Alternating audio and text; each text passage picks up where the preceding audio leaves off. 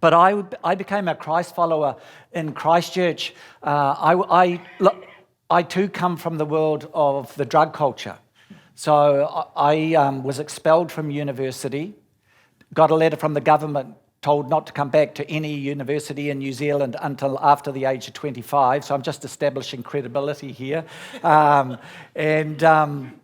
so I entered into the world of Class A drug usage and Class A drug dealing. And to cut a very, very long story short, I hitchhiked down to Christchurch. In those days, I had hair down to my ankles, so I'm a person of extremes. But I had hair down to my ankles, sort of a straggly beard, barefooted, clothes that were filthy as, they could walk without me being in them, all this kind of stuff. And I used to hitchhike with an Alsatian lab dog. Found myself in Christchurch, and I was a rough sleeper myself. I just slept anywhere. And one day I was in the square in those days, and there was this tall, hooded, black, cloaked creature. You know who I'm talking about?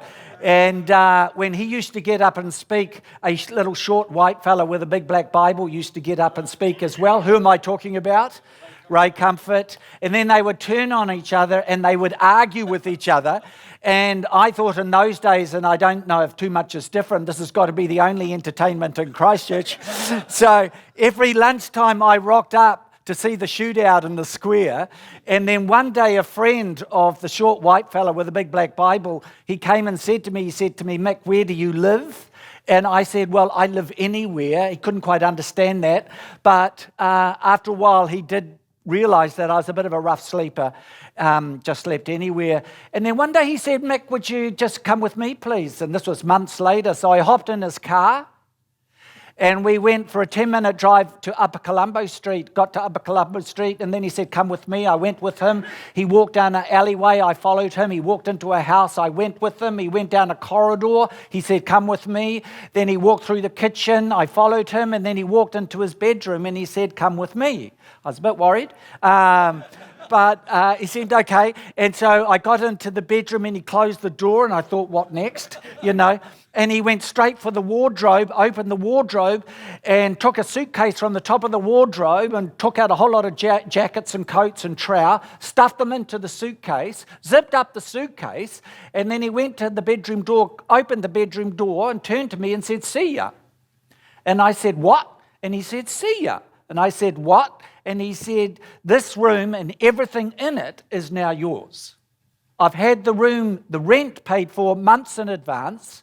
This is yours. And by the way, there's another guy who lives in this house. He's a bus driver and his name is Bruce. And he left. And I never saw him again for years. And I looked around the room and I thought, not bad. You know, like I have scored. There's some good stuff in this room. And I noticed there was a coffee table next to the bed. And on the coffee table, there was a Bible. And I thought to myself, who's not to read the Bible after an incredible demonstration of love? So I opened the Bible and I read of another demonstration of love. And over months, I liked what I saw in this person called Jesus Christ. I liked him. And so it got to a point where one Easter Monday morning in that room, I got down on my knees and I said to this Jesus, Jesus, my obedience to you will come before all other obediences. Let there be an allegiance shift in the core of my being. And I got off my knees and I knew that I'd begun a new life as a new person. But what happened after that, since I met the Master? So do you mind if I share a little bit about that? Is that all right? So I shared this morning how, for example, I started attending this church and the pastor said to me that I was dead useless at relationships, and he was right. And so I went to that Bible college that I told you about. While I was at that Bible college, halfway through, I got a phone call from New Zealand. I got a phone call from my father. And he had informed me that my brother had been involved in a motorbike accident and he was in a coma.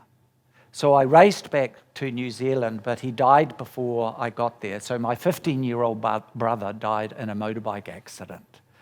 I went back to college, and then after that, Ruby and I got married, and I've already shared with you that really for the first 15 years of our married life, we argued horrendously. After 6 weeks of being married, Ruby tore out of the house, declaring to all and sundry in the neighbourhood that she had made the biggest mistake of her life. She yelled it out. So we did marriage really hard for the first 15 to 20 years. We decided to enter a pastorate in Dunedin. So we went down to Dunedin, and I think it was I was an associate pastor. It was about 7 months into my tenureship in that particular church that the senior pastor and his wife said to me and Ruby if we could go up to their place. No sooner had we walked through the door than they began to swear profusely at us. It was like you were being lashed and lacerated. There was blood on the floor, as it were. So I just thought when that session was over, I got back to our little tiny flat in Dunedin and got down on my knees and asked for the grace to forgive this couple, and then several weeks later decided to resign. A couple of years later, as I shared this morning, Ruby and I decided that we wanted to do a kind of a reckless chapter with our life, to have a reckless love affair with our God and a reckless love affair with each other and a reckless love affair with the world. And so it was on that basis that we, in a sense, it was our decision to go to the slums of Manila. And I don't know if you've ever lived in the heart of a slum, but it's hard. No one should ever have to live in those places, whoever they be. Never romanticize poverty, it is evil. And people just get cut to pieces in places of poverty. And so I'll never forget the first day that we rocked up into our slum. The people in the organisation, so we got our 2 suitcases, our 2 kids and the 2 of us, and we rocked up to the slum, and they dropped us off, and the truck did a U-turn, and we were left there, surrounded by extremely poor people. We didn't know the culture and the language, and we were in the door frame of this slum abode, and I just started to cry. I was completely out of control. The sicknesses are horrendous. So I got dengue fever 3 times. Anybody here had dengue fever? It's a killer. They still have not found the cure. And as it works its way through your body, it's like, please let my body shut down. I got amoebic dysentery. I'll never forget there was one day that I went to the loo, as you do, to do number 2. There's a bit of rap going on here, and I just sort of sat down into this kind of hole, and I thought that felt different. And I thought I better have a see and see what's going on or going down. And I looked down, and 2 long worms were exiting, and obviously they hated my guts. So I mean, these were the things that started to be added to the list since I'd met the Master. And then, as I shared in this morning's talk, that Ruby became pregnant with our 3rd, and a virus from the slum invaded her body. And this virus invaded her placenta, and it started to starve the little one within her of the needed oxygen to survive. And so this little one was born severely mentally and physically disabled. And Ruby was in this hospital, and the little one was taken to this hospital, and over a course of time, Ruby never got to touch her little one. And then one day she said, enough is enough. And so she said, I want to go to that hospital to see the little one. And so she went to the hospital, and she was allowed to pick up Joseph, as we named him, and he died in her hands. So we added that to our list, and then we continued to do the stuff that we were doing in the slums of Manila, mercy ministries, community development, social justice, evangelism, and church planting. And then after about 4 years of doing this stuff, I was by this time a little bit fluent in Filipino, Tagalog, and I was speaking in one of the churches that we had planted, and I just felt that what we had done, there was something kind of terribly wrong with it all. You get a niggle, you get an impression, you get this kind of gut feeling. It's your instinct, telling you. And so I came home to Ruby and I said, I think there's a problem with our whole model, our ministry model. And she said, yeah, I felt that way too. And so I said, well, what do you think it is? And she didn't know, but she said, let's go talk to our near neighbours. So we went out into the alleyway. That's all you need to do in the slums. And so I said to our neighbours, para sa aking may malakang problema dito, but hindi ba ko alam kung ano yan, ano sa palagay ninyo? I said, so I think there's a problem here, but I don't know what it is. And so what is your opinion? You should have seen the look in their eyes. It was like, you dumb Kiwis. Now, because Filipino culture is a shame culture, they don't want to speak direct. But I invited them to speak direct. And I said, you've got to tell me what it is that we've done wrong. And so they said, you've come in here with your mission, your missionaries and your money, as it were, but you can't help everybody, so you only help some, but not all. So you help this person, but not that person. You help that family, but not that family. You help that street, but not that street. That neighborhood, but not that neighborhood. And they said, as a result, you have created so much envy and misunderstanding in this community. Did you get that? And they hadn't finished. And they said, because you've created so much envy and misunderstanding, they said that you're causing the relational breakdown of this community. We do not have a social welfare network or safety net here, like you have in New Zealand. Our only safety net is each other and our sense of community, and you're destroying it. So I said to them, what should I do? And they said, close it all down. So I closed it down. I just got plunged into a crisis of failure. Anyone else been there? And I didn't have a theology of failure. We're given these theologies of success, but I didn't have this framework for handling vulnerability, weakness, and failure in my professional life. And so, I started to drink too much. And when you do something wrong, it's like all the cuzzies arrive. Like sins, it's like a pack of, cuzzies. Did you get that? You do this and then this comes along and this comes along. And so there was this particular Filipina in the slum and she was hitting upon me, and I can understand it. But she was hitting upon me, and then when Ruby's mum came to stay, they took her and our kids away, and I consciously said in myself that if she comes knocking at my door, I will open the door. I was so in need of comfort. And that night there was a knock at the door, and I opened the door, and there was a guy. And another disappointment, slammed the door, but then I knew that I had crossed the line in my own spirit. Please hear, people, I had not touched her. But according to Jesus' working definition of an adultery, I had been there.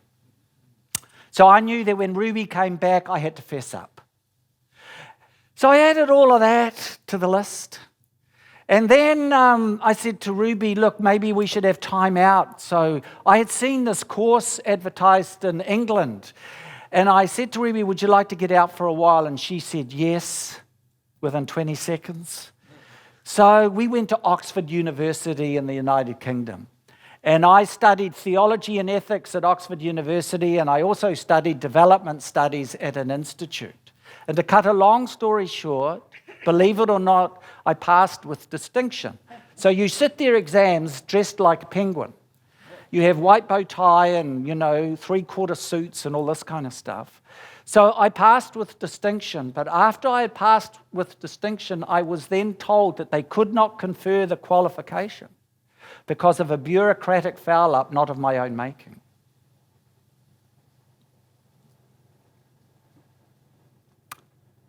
So I added that to the list.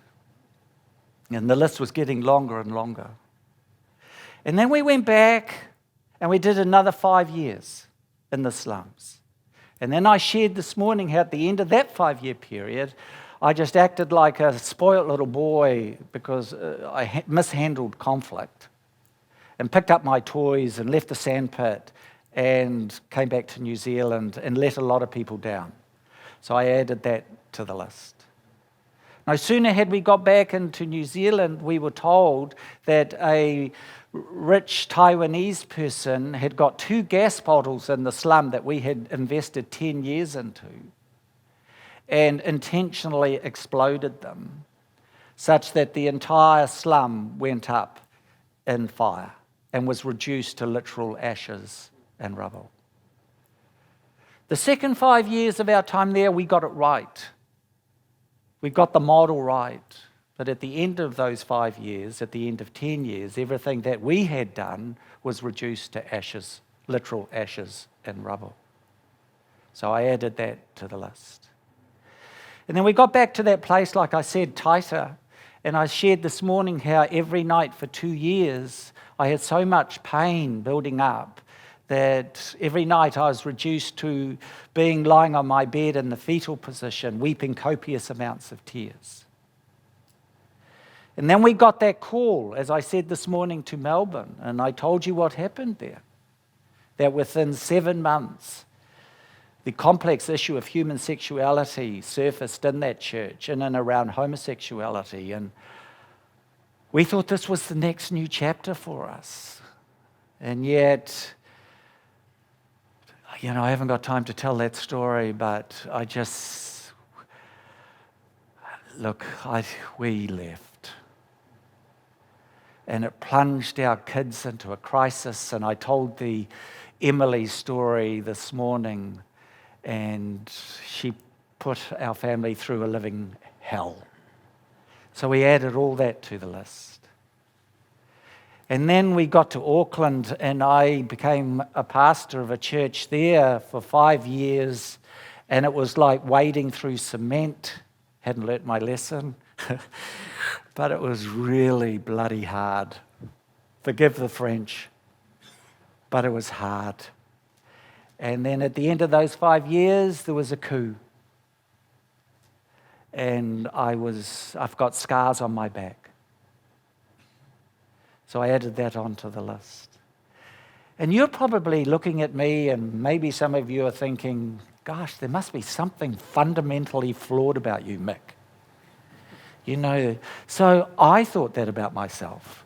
So I went to, at the end of that 25-year period, after having met the Master, this was my first quarter century, horrible 25 years since I had met the Master in heaven. And I thought, maybe there's something terribly wrong with me.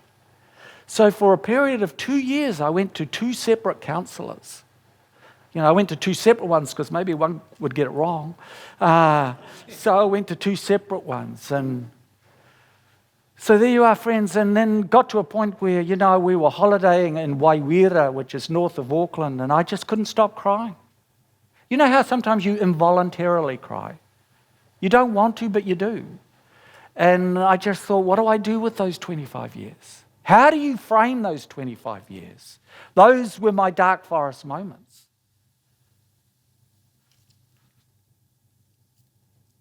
What about you? So, just turn to the person. I need a breather. Turn to the person next to you and, I don't know, talk about the rugby tonight. How would you make sense of all of that? Have that chat amongst yourselves. Go to it. We do have a time for Q&A later on. I have this view that sooner or later, for all of us, the brown stuff hits the fan. Yes?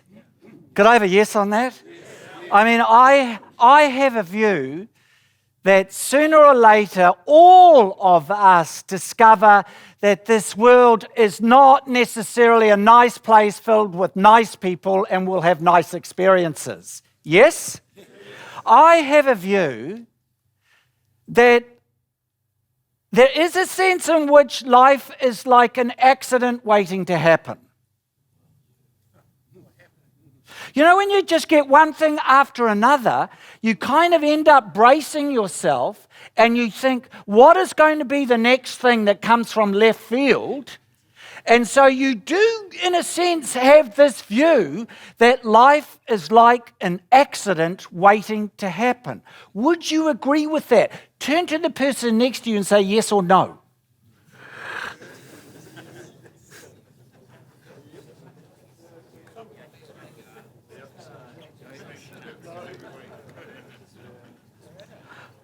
I mean, show of hands, who would basically agree with that statement?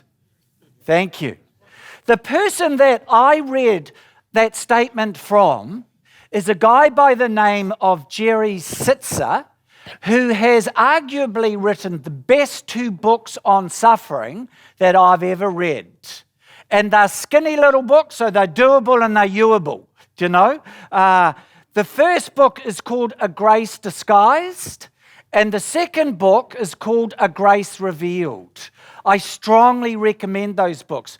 And there is not one-liner and cliche in the book. Do you know what I mean? And the reason why there isn't a one-liner or cliche in those 2 books is because, let me briefly tell you his story. They were homeschooling their kids, he and Linda, and the kids came home one day and said, we've got to do a social studies project on Indigenous native peoples in our country. And so they all decided to go to the nearest reservation. So one weekend on a Saturday, they all jumped into the family van. The mother was staying, she jumped in, they all piled in, and they went to the reservation. They did some kind of consultation, research, kind of study stuff during the day. They had a meal with the Indigenous peoples, and then it came for the kids to get home, and they all piled into the van, and 10 minutes later, they were coming to a corner, and as they got close to the corner, Jerry, who was driving the van, slowed the van down, pulled the van closer to the curb, because he saw a car coming in the opposite direction, but before he knew it, that car had piled into his car. And when they came to, Jerry woke to a quite literal deadly horror. And he saw his mother dead. He saw his wife dead. And he saw, this is a Christian family, and he saw his daughter dead.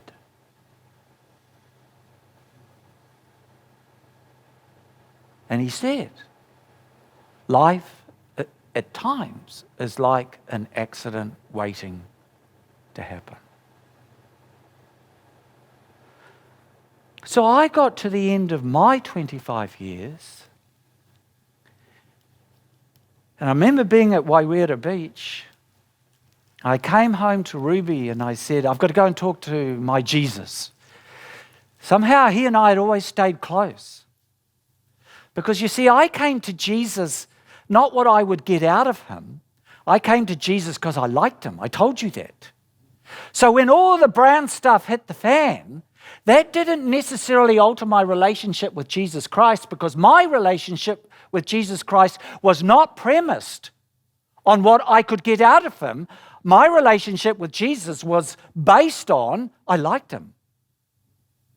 So we stayed close through the 25 years. And so after those 25 years, I went into the room and I said to Jesus, Jesus, what do I do with those 25 years? And he said to me, Mick, you have to let it go.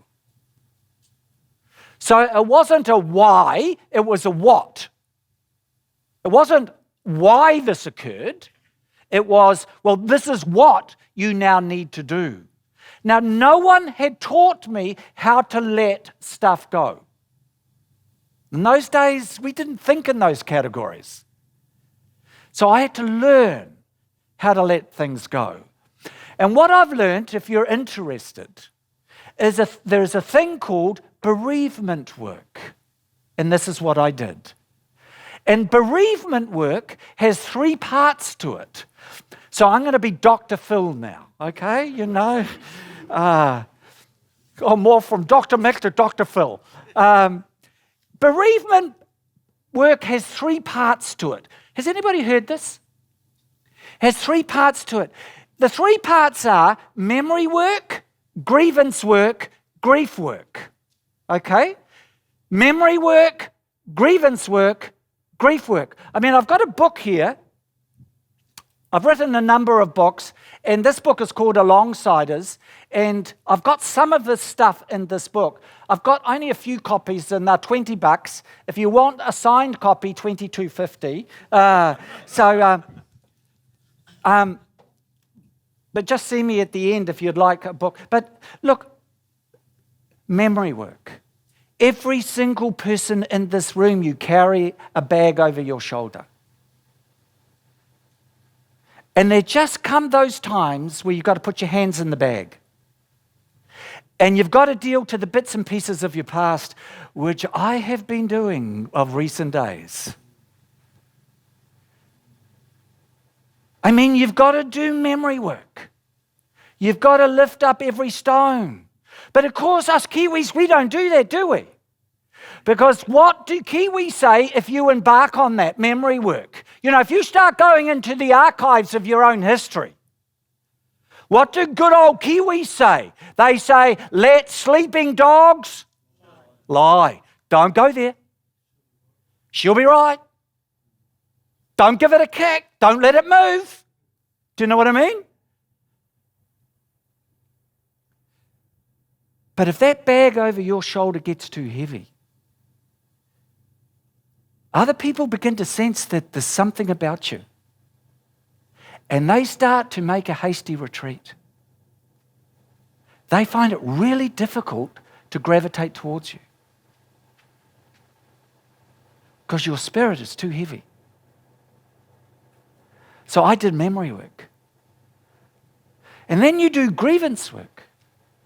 And grievance work is where you allow yourself to come into the feeling and the emotion and the experience of that which happened when you were 16.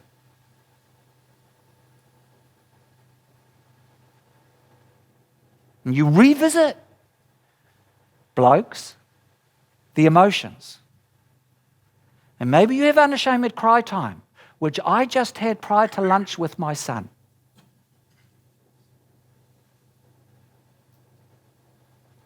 But of course, what do Kiwis say when you do this? Kiwis say, don't go there. That will make for too much, hate and anger. Do you know what I mean? People will start lashing out. Listen to this, friends. If you make space in your soul for sorrow, there's not too much space left over for hate. Did you get that? So I revisited all the emotions of those 25 years. And then, of course, you have to do grief work. The third bit. And grief work is letting it go. And there are many ways to do that. You can write a letter and burn it. You can write something and put a rubber band around a stone with it and throw it into the river. I don't know. But you have to do something symbolic. And so I did that. You got to hear the story. There were 2 monks, and they got to the edge of a water. And there was a damsel in distress, a lady. And the older monk said to the damsel in distress, "My dear, what is the problem?" And she said, "I want to get across the water without getting my feet wet." And the older monk said, "No problemo." So he picked up this damsel in distress and clutched her to his chest and said to the younger monk, "Come on, let's go." And they marched across the water. They got to the other side of the water and he let her down and she went on her merry way. And then the older monk said to the younger monk, "Come on, we've got to get to the monastery." They got to the gates of the monastery. And the younger monk said to the older monk, "Naughty, naughty, naughty. We're not meant to pick up girls like that and carry them. And the older, wise, sage-like monk said to the younger monk, "Isn't it strange? I carried her across the water, and you're carrying her still."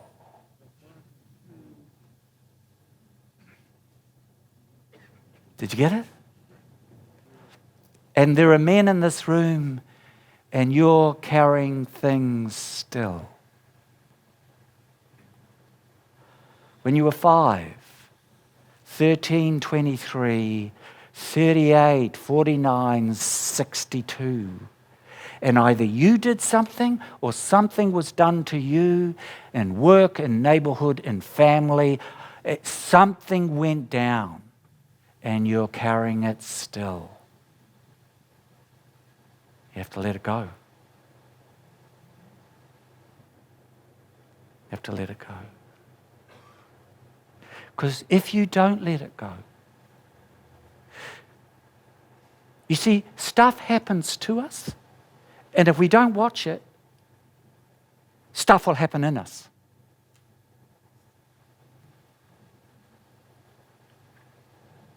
Stuff happens to us, and if we don't watch it, stuff will happen in us.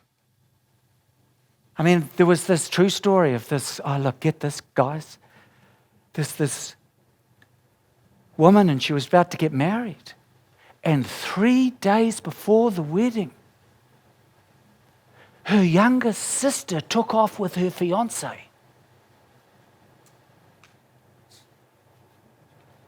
And the older sister who was about to get married, she was so humiliated. She was so maybe we can't imagine the pain. I mean, but 3 days before the wedding, true story. And then over the next 50 years, the younger sister sought rapprochement with her older sister, sought reconciliation. But every time the younger sister came to the older sister over the years and decades, she was rejected. In other words, something had happened to the older sister, yes, that should never have happened. But every time the younger sister came, the older sister chose unforgiveness, chose anger, chose hate work. And as the decades rolled by, what she chose became her nature. And she became a person of hate and anger and bitterness. Where once it was a choice, now became her nature. And she ended up a ugly, embittered. So stuff happens to us, but it doesn't have to become in us. If we can go on this journey of letting stuff go. Did you get that? Yeah. I have more I could say, but how are we on time, Grant? Are we just about done? 3 minutes. If you don't deal to the stuff that happens to us, you will become one of 3 different types of men. People who don't deal with their stuff, they either become a cynic, a skeptic, or a rebel. And they populate our churches. A cynic is someone, we'll start off with a skeptic. A skeptic is someone who, stuff has happened to me. I'll hang around in Christian circles, but I'll never jump in again because worse stuff might happen. And so these people are always on the edge of the circle. They never want to become vulnerable again. They always stand aloof. They don't want to jump in for fear of what might happen again. That is the skeptic. The cynic, that is the person who basically something has happened to them, they haven't dealt with it, and so they just kind of become the kind of person of, well, what if? And they'll listen to someone like me, well, whatever. In the Greek, the word for cynic is like a dog that is lying on its back, 4 feet in the air, whatever. And you see these people. And whenever I see these people, I know that something has happened in their past that they haven't dealt with. And then you get the rebel. And what does the rebel do? Well, the rebel says, well, something happened to me. Well, God, in 9 out of 10 areas in my life, your will be done. But I'm going to carve out an area of defiance, and my will be done. And so they become a rebel in 1 out of 10 areas. It's almost like, well, God, you weren't quite there for me when that happened, but I'm a Christian. I'll 9 out of 10, hey, your will be done. But in this one area of defiance, well, I'm sorry, God, stuff you. Out of those 3, on a bad hair day, which is every day for me, but on a bad hair day, which one of those 3 are you more inclined to? Tell the person next to you. I am fascinated, before we do a Q&A, let's do a show of hands. I think you've already picked which one of those 3 I am. Yeah, you got it. So out of those 3, I'm a bit of a rebel. How many here are you? But for you, you're kind of more of a skeptic. Just stay on the sidelines. I'm not going to jump in. Okay, how many here are cynics? Okay, half hands there. I see those half hands. How many? For you, it's rebel. Yeah. Okay, most of us. Yeah. So, look, friends, I hope you didn't mind that material this afternoon.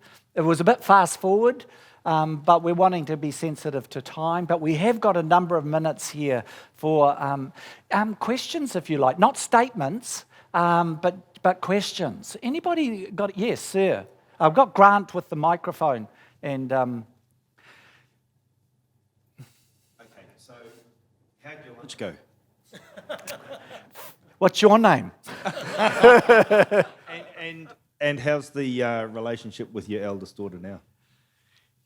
So, for the sake of our viewers, in my first talk this morning at a plenary level, or at a keynote level with all of us, I've just come to the realization that I carry within me a realization now and acknowledgement that there were a number of decades there that I could have been a better father.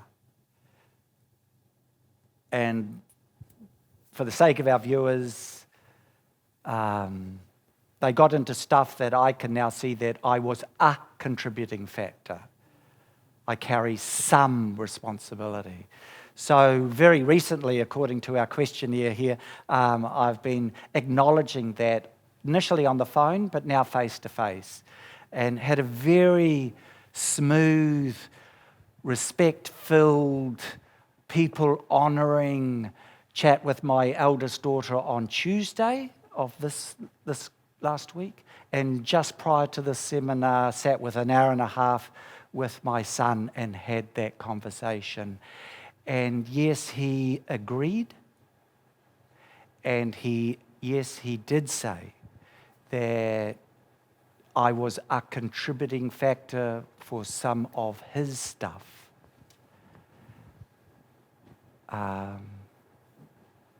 Yeah. So he says the conversation continues. But it was respectful. No one was throwing toys. Do you know what I mean?